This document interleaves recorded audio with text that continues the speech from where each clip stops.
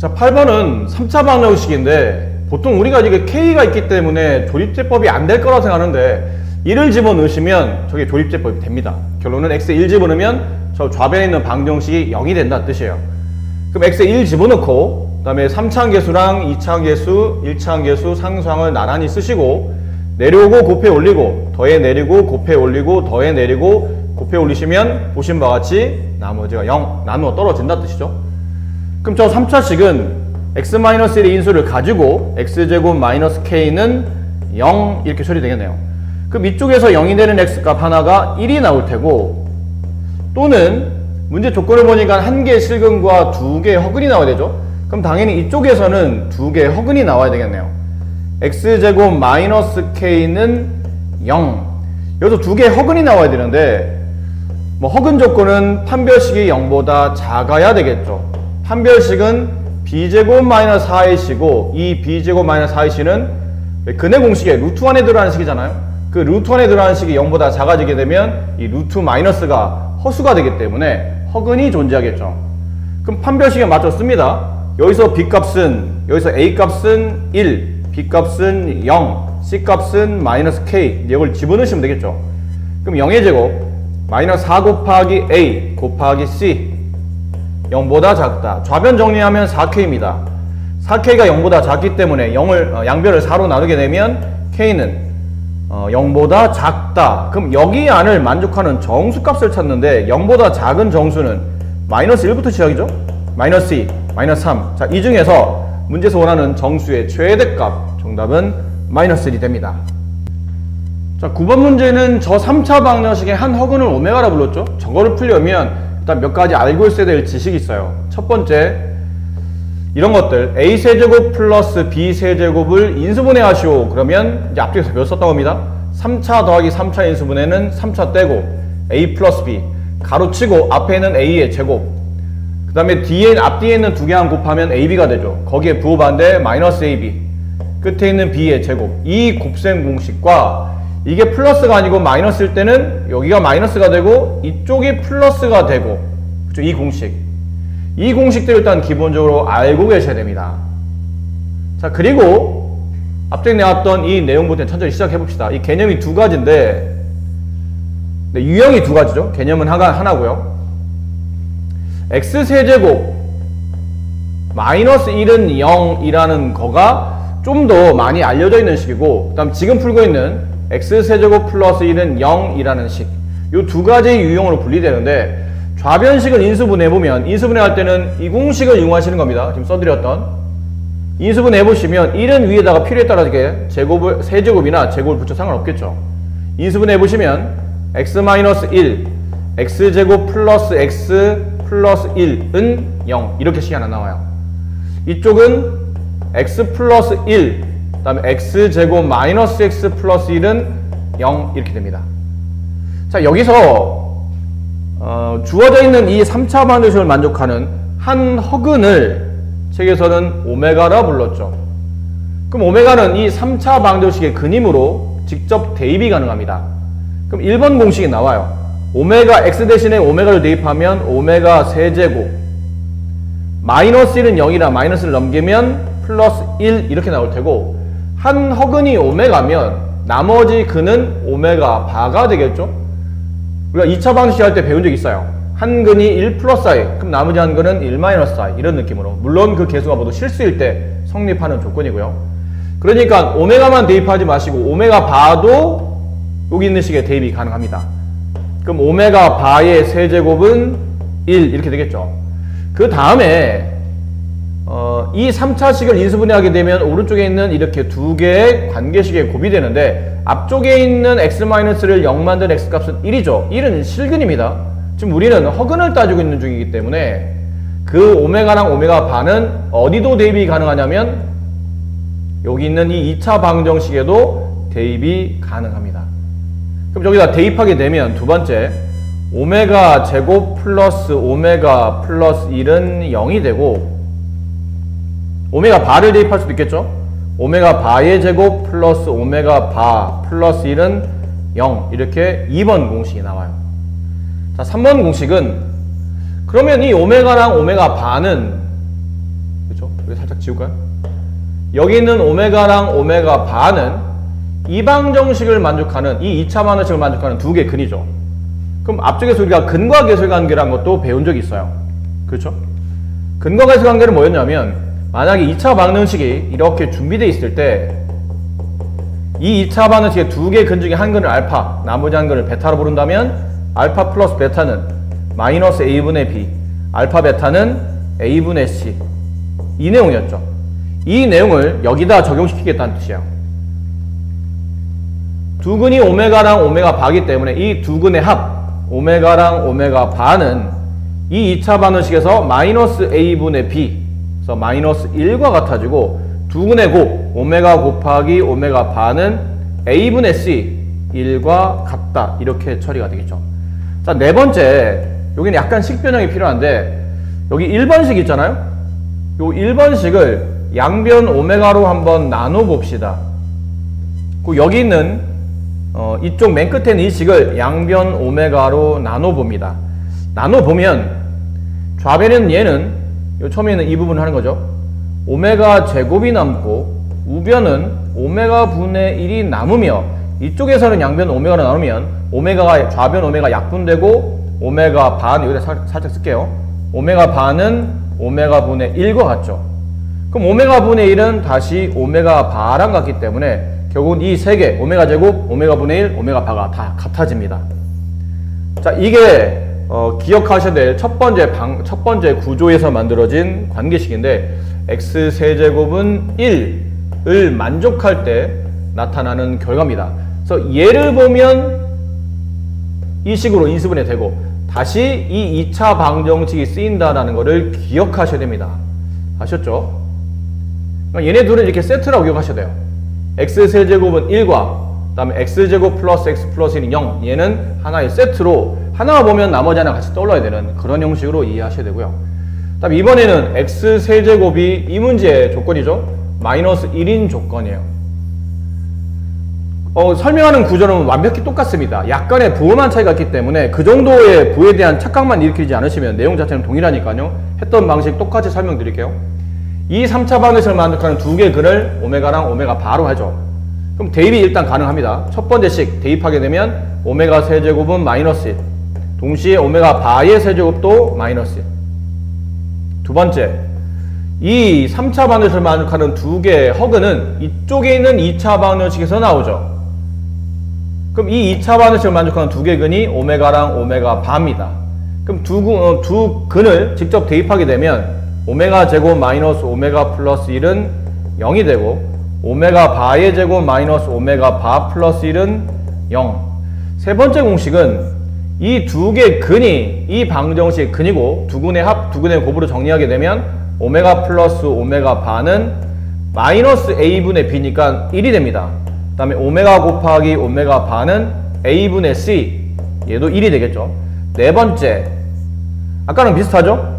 이 조건, 이 식을 양변 오메가로 나눠주고 이 식을 양변 오메가로 나누어서 정리하게 되면 여기서 오메가 제곱이 오메가 마이너스 오메가 분의 1 같고, 이쪽은 오메가 반은 오메가 분의 1 같기 때문에 음수를 살짝 잘 정리해주면 마이너스 오메가의 제곱은 오메가 분의 1, 그 다음에 오메가 바랑 서로 같아진다는 거예요. 자, 여기가 여러분이 기억하셔야 될 이제 성질들인데, 아예 처음부터 두 공식이 완벽히 다르면 차라리 구분해서 외우기가 편합니다. 근데 보시면 부호가 매우 비슷한 형태로 진행이 되기 때문에 이걸 완벽하게 정리하지 않으면 어딘가에서 분명히 헷갈리실 겁니다. 그러니까 이면제나 연습장을 통해서 알 때까지, 확실히 내 손에 완전히 익혔을 때까지 계속 반복적으로 쓰고 복습하셔야 됩니다. 아셨죠? 이건 굉장히 중요한 내용이니까요. 자, 그래서 이제 9번 문제는 다시 한번 정리하면 이게 x세제곱은 마이너스 1에 관련된 식이죠. 그래서 좌변 넘겨서 정리한 관계식이니까 기억해야 될 공식 1번 공식, 오메가 세제곱은 마이너스 1, 오메가 바의 세제곱은 마이너스 1. 2번 공식, 오메가 제곱 마이너스 오메가 플러스 1은 0, 오메가 바의 제곱 마이너스 오메가 플러스 1은 0. 3번 공식, 오메가 플러스 오메가 바는 1, 오메가 곱하기 오메가 바도 1. 4번 공식, 마이너스 오메가 제곱 오메가 분의 1, 오메가 바는 모두 같은 값이다. 이게 주룩하고 떠올라야지. 이걸 주저하거나 외우는 중간에 하면서 이걸 떠올리기 위해서 막 노력하는 거는 연습이 덜 된 겁니다. 자, 1번 문제를 풀어볼게요. 이거는 너무 쉽지 않나요? 여기 3번 공식에 다 나와 있습니다. 값이 1분의 1이죠. 정답은 1이고요. 2번 문제는 풀이 방법이 좀 여러 개 됩니다. 근데 이 문제는 가장 일반적으로 푸는 방식은 이제 통분을 하는 거죠. 분수와 분수의 덧셈이니까 서로 다른 분수로 통분할 때는 분모 두 개를 서로 곱한 값으로 분모를 둡니다. 그래서 1-오메가랑 1-오메가 바를 곱한 거를 분모에 두고, 자, 첫 번째 분수는 분모에 1-오메가는 있지만 1-오메가 바가 없으므로 이걸 분모에 곱해줘야죠. 그럼 분자도 똑같이 곱해줘야 되고, 오른쪽에 있는 분수는 1-오메가, 분자도 1-오메가를 곱해주셔야 돼요. 그럼 분모는 하나로 통분이 됐다고 치면 이쪽에 있는 분자 값은 1-오메가 바 플러스 1-오메가가 되고 분모를 분배합니다. 그럼 1-오메가 바 마이너스 오메가 플러스 오메가 곱하기 오메가 바. 분자도 짝을 지어서 1과 1을 더하면 2가 되죠. 2-오메가 마이너스 오메가 바 이렇게 써주시면 되고요.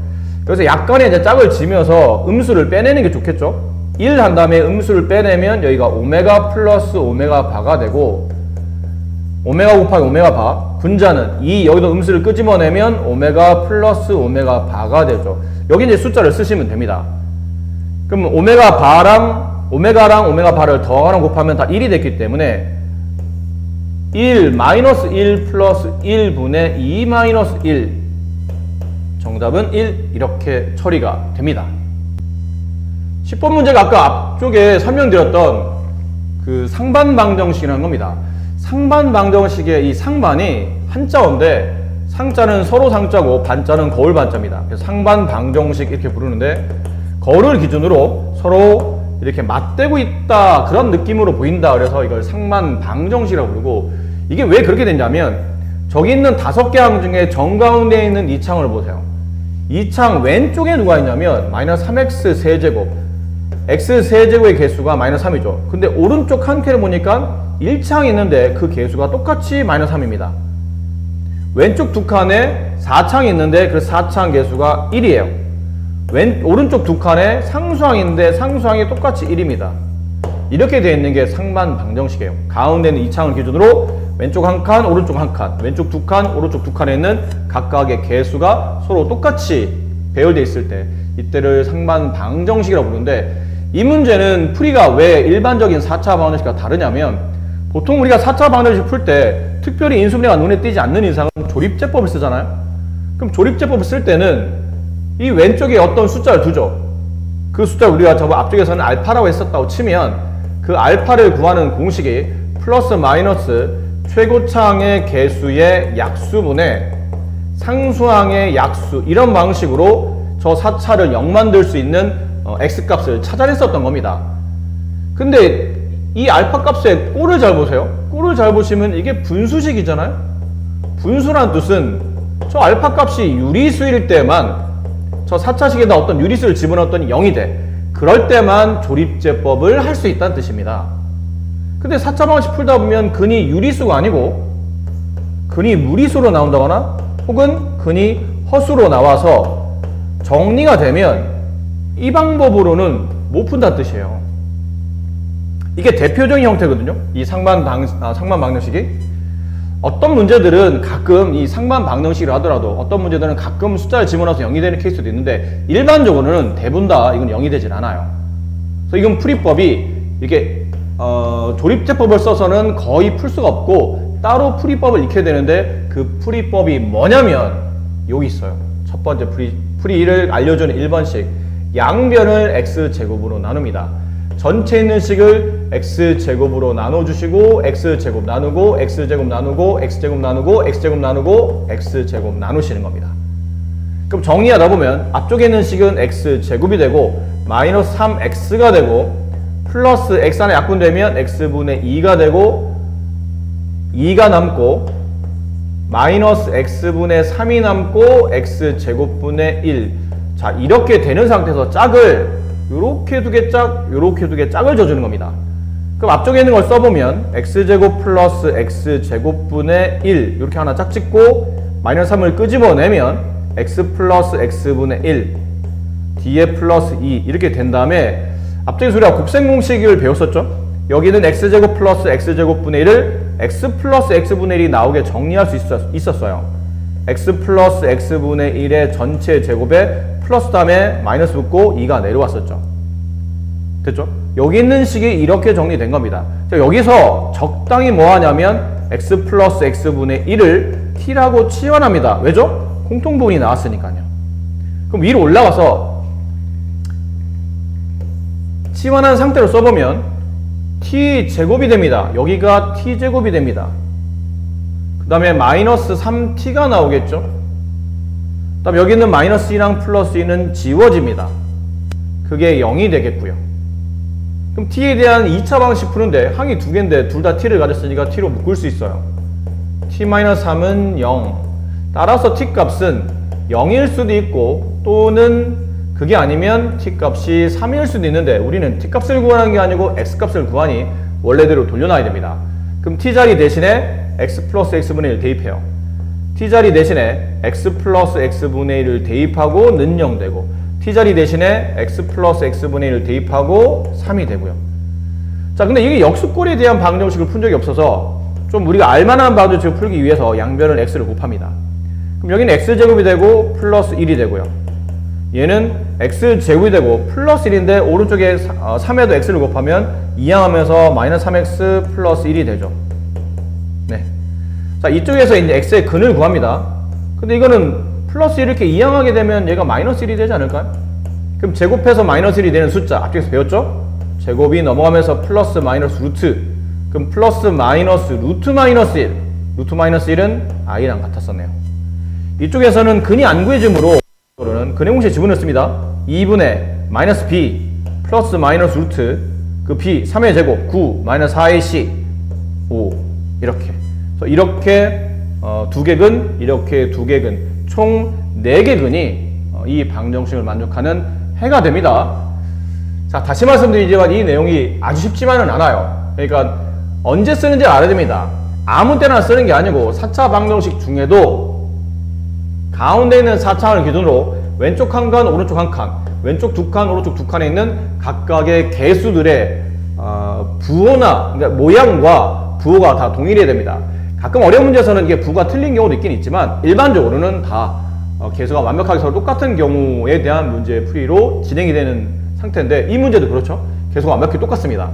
그러면 이런 문제는 풀이가 가운데 있는 2차원을 기준으로 양변을 x제곱으로 나눈 다음에 적당히 x 플러스 x분의 1로 묶을 수 있도록 치환을 하고 중간에 곱셈공식 변형도 쓰였죠. 그 치환한 상태에서 t값을 구한 다음에 t값을 자리에 원래대로 돌려놓고 가볍게 양면 x를 곱해서 x에 대한 2차 방정식을 나란히 푸시면 지금처럼 각각 4개 근을 구해내실 수 있습니다. 자, 11번 문제는 1차식과 2차식의 연립이죠. 앞쪽에서 배운 것처럼 하시면 됩니다. 1차를 2차에 대입합니다. 아무래도 x로식을 정리해야 식이 좀 더 깔끔하지 않겠습니까? 그래서 여기는 2차식에 대입합니다. 그럼 x자리 대신에 k-2y의 전체 제곱 플러스 y제곱은 9. 자, 얘를 제곱하죠? k제곱 마이너스 4ky 플러스 4y제곱 플러스 y제곱 마이너스 9는 0이 됩니다. 동량 처리해보면 5y제곱 마이너스 4ky 플러스 k제곱 마이너스 9. 자, y에 대한 2차항 그 다음에 y가 하나밖에 없는 y에 대한 2차항 y가 하나밖에 없는 1차항 그 다음에 y가 없는 상수항 이렇게 항을 3개로 구분하신 다음에 문제를 풀어야 되는데 일반적으로 보통 이런 문제는 이제 인수분해 해야 되겠죠. 근데 이게 k 때문에 인수분해 안 됩니다. 그래서 문제를 다시 보니 오직 한 쌍의 해를 갖는다고 되어 있어요. 오직 한 쌍의. 그러니까 보통 1차와 2차를 연립하게 되면 이런 구조죠. 1차를 2차에 대입하게 되면 결론 얘를 가지고 한 문자에 대한 2차 방정식을 풉니다. 그럼 보통 2차 방정식은 해가 이제 2개 나오잖아요. 근데 내가 x값을 2개 구했다 칩시다. x 네모, y 세모. 그럼 여기에 대응되는 x 세모, x 네모 이렇게 x값이 2개 나왔어요. 그럼 x 네모에 대응되는 y값이 있을 테고 x 별이라고 할게요. 이 x별에 대응되는 또 다른 y값이 있겠죠. 그래서 보통은 두 쌍해가 나옵니다. 근데 이 문제가 지금 오직 한 쌍해가 나와야 된다고 그러잖아요. 오직 한 쌍해는 이 2차 방정식이 두 개 근을 가지면 안 됩니다. 그렇죠? 오직 한 쌍해가 나오려면 근이 한 개가 나와야 된다는 얘기예요. x나 y나 근이 한 개. 자, 그러면 이 문제처럼 이 연립방정식이 오직 한 쌍해가 나오려면 이 y에 대한 2차 방정식이 중근을 가져야 된다는 뜻입니다. y값이 하나밖에 안 나와야 된다는 뜻이에요. 2차 방정식인데 근이 한 개라는 얘기는 중근이라는 얘기잖아요. 그럼 중근하면 떠올라야 될 게 뭐죠? 그렇죠. 판별식이 0이 된다가 떠올라야 됩니다. 그리고 x 앞에 있는 개수가 얘는 더군다나 짝수잖아요. 그럼 짝수의 판별식을 쓰시는 게 유리하죠. 짝수의 판별식 쓰는 방식은 b의 반의 제곱 마이너스 4 빼고 ac 그게 0이 되면 중근을 갖게 됩니다. 그럼 저기에 맞게 이제 나머지 문제를 풀이해 봅시다. b 마이너스 4k 걔 반의 제곱 마이너스 a 5 곱하기 c k 제곱 마이너스 9 그게 0 이렇게 되겠죠. 그럼 좌변 그러니까 이 왼쪽 식을 정리하게 되면 4k 제곱 마이너스 5k 제곱 5그 45 0 이렇게 되네요. 그럼 얘가 마이너스 k 제곱이고 넘어가면 k 제곱이 45가 되죠. 제곱해서 45가 되는 숫자 k는 플러스 마이너스 루트 45 루트 45는 9 곱하기 5기 때문에 플러스 마이너스 3 루트 5 그래서 k값 두 개는 플러스 3 루트 5 마이너스 3 루트 5 두 개 값이 나온다. 12번 문제는 2차와 2차 연립이죠. 2차와 2차의 연립은 두 개 2차 방정식 중에 하나가 인수분해 돼야 된다고 그랬습니다. 되는 것만 시험에 출제합니다. 그럼 위에 있는 1번식과 아래에 있는 2번식 중에 2번이 인수분해가 되죠. 이게 2x, x, 여기 2y, 여기 y, 이쪽 플러스 이쪽 마이너스 플러스 4xy, 마이너스 xy 합치면 플러스 3xy가 나오네요. 그럼 인수분해가 윗식은 그냥 놔두시고요. 아래식이 이렇게 인수분해 된다는 뜻이죠. 2x 마이너스 y와 x 플러스 2y의 곱으로 인수분해 됩니다. 자, 그럼 이걸 해석을 어떻게 하는 게 제일 올바른 표현이냐면 연립방정식은 1번식과 2번식을 동시에 만족하는 xy를 구하는 게 연립방정식의 해를 구하는 거고 그게 연립방정식을 푸는 겁니다.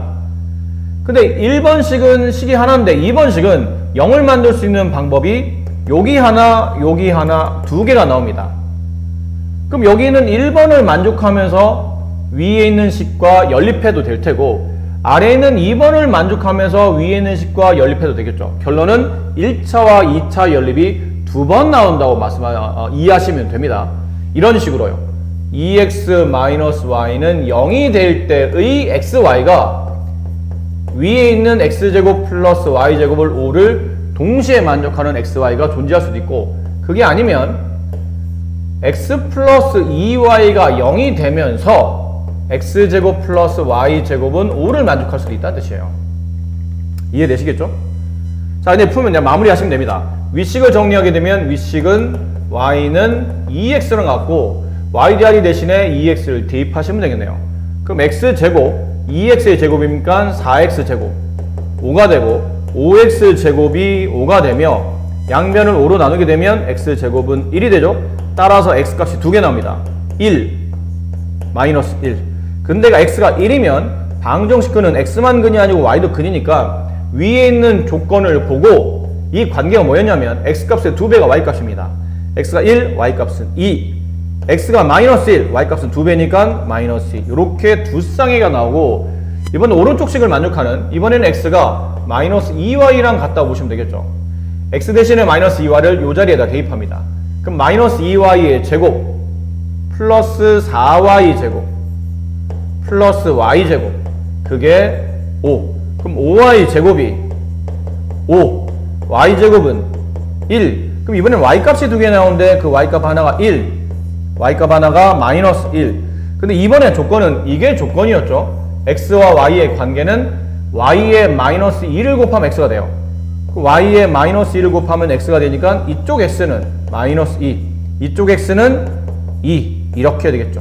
총 그래서 보신 바와 같이 4쌍해가 저 문제 정답이 되는데, 답을 해를 구하는 게 아니고 이렇게 4쌍해, 4종류의 해가 나왔는데 그 4종류의 알파, 베타, 알파는 x를 대신하고 베타는 y를 대신한다고 책에 써 있습니다.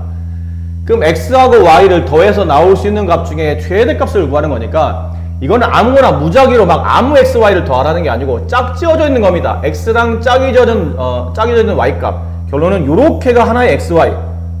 색깔로 구분해 드릴까요? 요렇게가 하나의 x, y. 여기가 또 하나의 x, y. 여기도 또 하나의 x, y. 여기도 또 하나의 x, y.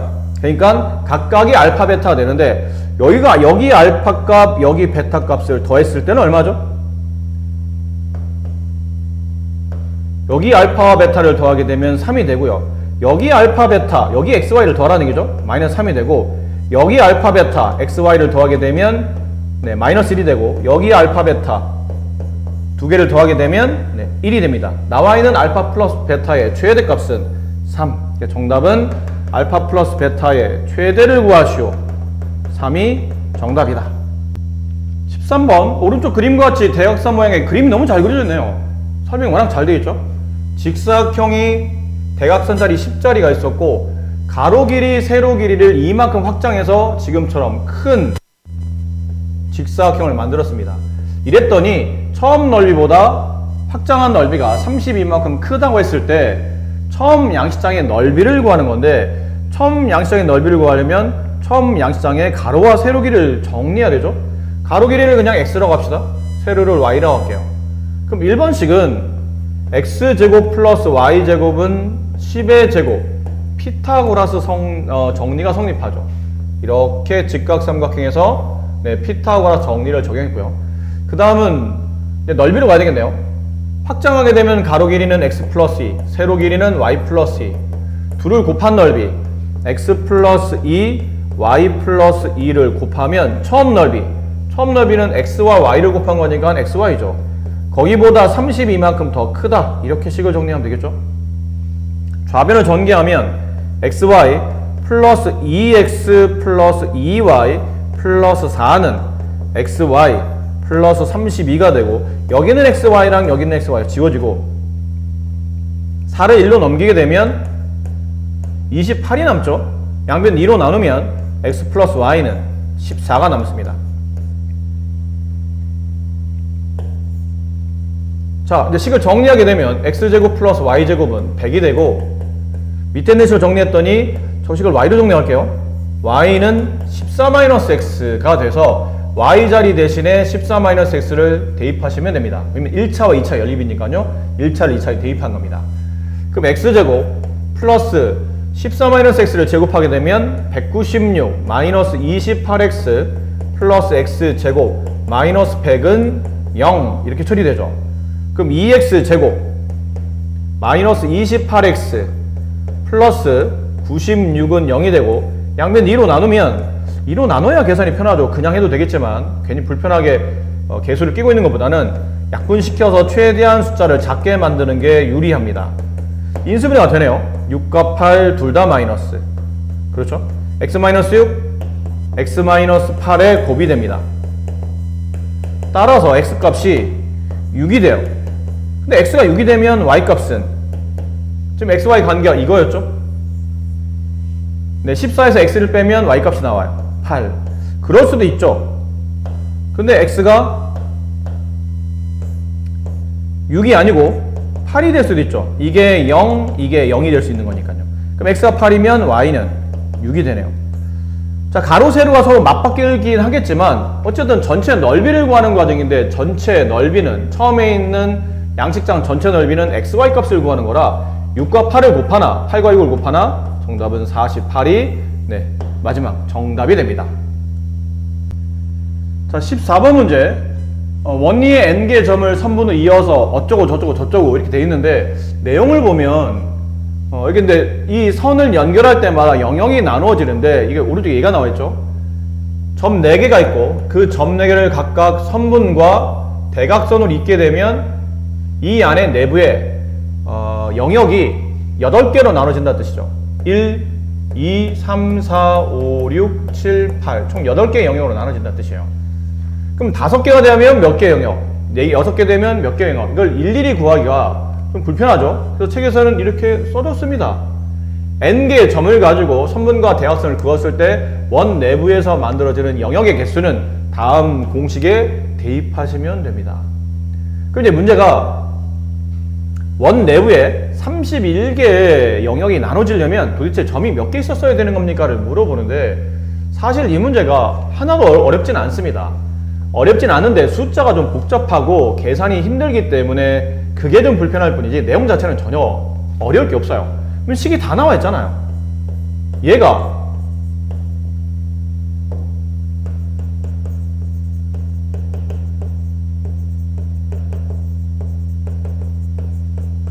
31이라는 겁니다.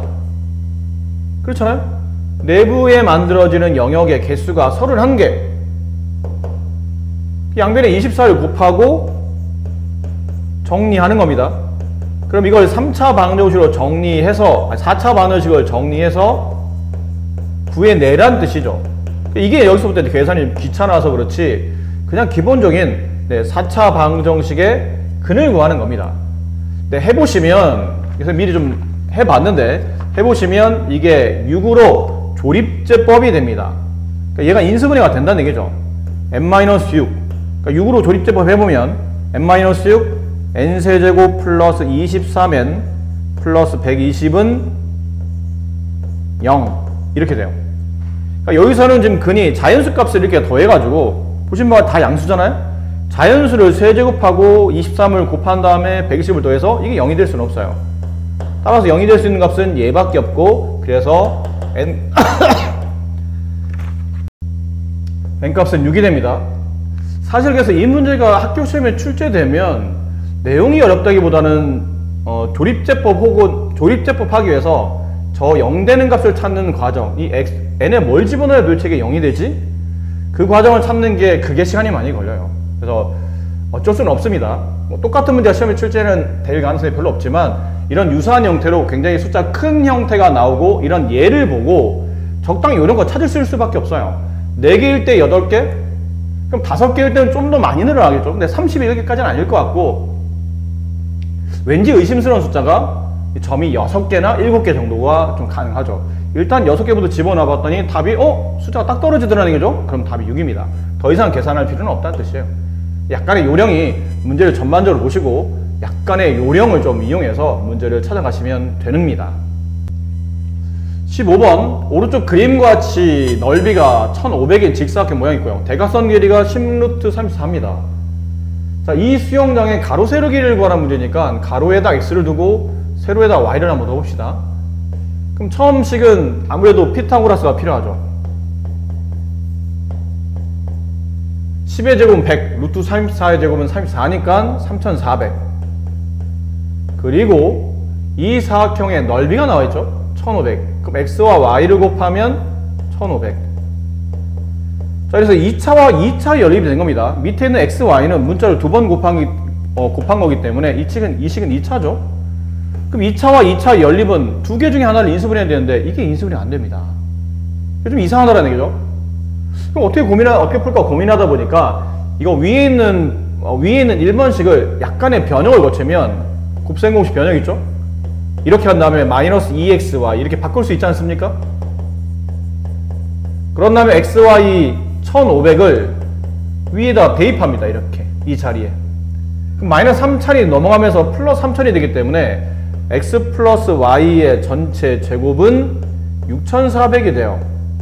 근데 6400은 그래도 답이 좀 계산이 쉬웠던 게 x 플러스 y 값은 6400 어떤 수를 제곱해서 6400이 되는 거는 플러스 마이너스 80이 있죠.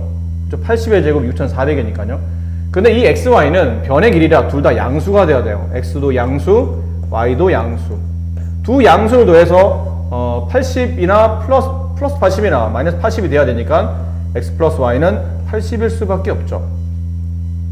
자, 그러면 이제 식이 어떻게 연립이 됐어야 되냐면 일반식을 풀어봤더니 x 플러스 y가 결국은 80이라는 결론을 얻어낸 겁니다. 그리고 안에는 x, y가 1500. 자, 이렇게 되면 이제 1차와 2차의 연립이 성립하죠.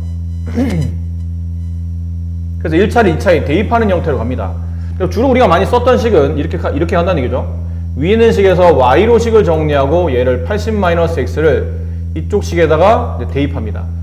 그럼 x 80-x는 1500. 전개한 다음에 이항을 하게 되면 x제곱 마이너스 80x 플러스 1500은 0이 돼요. 이게 인수분해가 곱해서 1500 더해서 80이 되는 숫자가 30, 50이 있죠. 일단 둘 다 마이너스가 되어야 되니까 x 마이너스 50, x 마이너스 30 그게 0이에요. 따라서 x값은 30일 수도 있고 x값이 50일 수도 있다는 뜻이에요. 근데 조건이 뭐였냐면 둘을 더해서 80이 돼야 돼요. 그럼 x가 30이면 y는 50이 되는 거고 x가 50이면 y가 30이 되는 거겠죠. 가로 세로의 길이를 구하라고 그랬는데 이제 문제 보면 맨 마지막에 가로와 세로보다 더 깁니다. 그러니까 이거는 안 된다는 얘기네요. x가 y보다 커야 된다는 뜻이죠. 따라서 x가 50, y가 30 이게 정답입니다. 이게 우리가 일반적으로 이제 푸는 방법이었고 두 번째 방법은 자 여기서 수업 시간에 이거 설명 들으신 분도 있을 텐데 이 부분 있죠. 이 부분에서 x 플러스 y가 80, xy가 1500을 동시에 만족하는 해를 구하는 겁니다. 그럼 여기 있는 x와 y는 결론은 방정식의 해가 된다는 얘기죠. 연립방정식의 해가 된다는 뜻인데 위는 두 근의 합, 밑에는 두 근의 곱이네요. 그렇지 않나요? 두 근의 합, 두 근의 곱. 이거 뭔가 떠오르는 게 있을 것 같죠? 만약에 우리 앞쪽에서 2차 방식 배울 때 이런 걸 공부한 적 있어요. x값이 네모와 세모가 나온다면 그 x 네모를 세모를 가지고 2차 방정식을 직접 만들 수 있었죠. 네모와 세모를 더한 값에 부호를 반대로 바꾸면 이게 x의 계수가 되고 그 다음에 네모와 세모를 곱한 값을 상수항으로 두는 2차 방정식을 만들 수 있어요. 기억하나요? 그리고 책에서 여기를 x를 보통 우리가 알파 베타로 많이 뒀었죠. 그러니까 알파 베타 근이 되면 알파 베타가 아닌 알파 베타를 근으로 하는 또 다른 문자에 대한 2차 방정식으로 이렇게 자리를 메꿔 넣으면 된다는 뜻이에요. 이게 지금 무슨 말을 하고 있는 거냐면 선생님이 만약에 x하고 y가 근인 어떤 2차 방정식이 있어요. xy를 알파 베타가 아니고 xy를 근으로 하는 어떤 a라는 한 문자에 대한 2차 방정식이 있다고 칩시다. 그럼 x와 y는 이 a라는 방정식의 근이 되고 두근의 합과 두근의 곱을 알고 있는 상태였죠. 두근의 합은 80, 두근의 곱은 1500. 그럼 이거 가지고 2차 방정식을 작성하려면 두근의 합의 부호 반대 1창 플러스 두근의 곱한 게 상수항 이렇게 여기다 이제 숫자를 집어넣으면 돼요. a제곱 마이너스 x 플러스 y에 마이너스 80a를 대입하고 플러스 xy에 1500을 대입하게 되면 이 식이 바로 나옵니다. 아까 우리가 썼던 이 식이 바로 나와요. 그러니까 사실 여기서 우리가 y를 정리한 다음에 이걸 여기다 집어넣어서 분배했었죠. 그래도 답이 되긴 됩니다. 저렇게 푸는 게 일반적인 풀이니까요. 근데 혹시 이 내용을 이해하시면 중간에 계산 별로 할 거 없이 바로 식이 만들어지기 때문에 두근의 합과 두근의 곱이네? 그럼 바로 이렇게 이건 설명하느라고 선생님이 이렇게 써드리는 거지 사실 이 내용을 알고 있으면 x, y를 하나의 근의 개념으로 본다면 위는 두근의 합, 아래는 두근의 곱이니까 바로 x, y를 근으로 하는 어떤 a라는 한 문자에 대해서 2차 방정식에 두근의 합은 여기 마이너스 80으로 들어가게 되고 두근의 곱은 여기 상수항 1500으로 들어가서 2차 방정식 두 개 값을 구하고 a가 30 또는 a가 50이죠.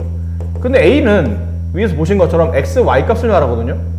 그럼 만약 a 중에 하나를 x를 30으로 본다면 나머지 a, y는 50이 되는데 x를 30으로 볼 수만은 없어요. x가 50이 될 수도 있죠. 그럼 y는 30이 된다는 뜻이죠. 이렇게 한 쌍, 이렇게 한 쌍, 두 쌍의를 구하되 x가 y보다 큰 거니까 이거는 안 되고 x 50, y 30이 답이 된다. 이런 풀이도 있습니다. 이걸 꼭 쓰라는 건 아니고 앞쪽에 있는 풀이가 더 쉬우면 앞쪽 걸로 하시고 뒤쪽 게 좀 적용이 내가 좀 쉽다 그러면 뒤쪽 걸 잘 이용하시면 됩니다.